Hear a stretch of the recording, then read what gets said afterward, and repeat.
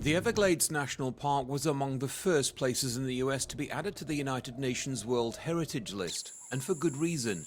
This vast subtropical river of grass is the largest mangrove ecosystem in the Western Hemisphere, refuge to over 20 rare, endangered and threatened species. The park's also faced more than its fair share of problems since receiving its designation in 1979.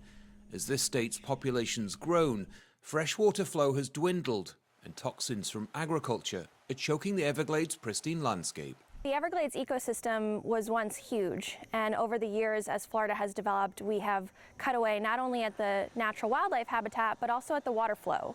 About 70% of the historic river of grass water flow has been cut off because of Florida's urban and agricultural development. Environmental challenges have threatened the park's status, but public awareness of its importance is increasing. People are rallying across Florida, again, across the country, to say the Everglades is dying.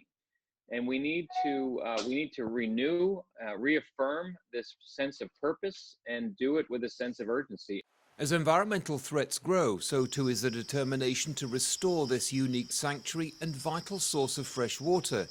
Billions are being spent on improving water flow, eradicating invasive species and increasing awareness. One of the things that we aim for is to educate the public as much as possible as to why this place was protected in the first place and why it needs to be restored and protected for the future. The stakes then are high, the dangers of losing its status as a World Heritage Site constant. But environmentalists are optimistic that awareness, funding and restoration will preserve this park for generations to come. There's no denying the Everglades faces huge challenges from global warming, population growth and a rash of invasive species.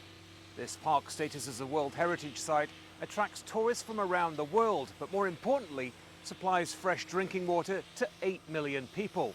This park's survival and the state's then are interlinked.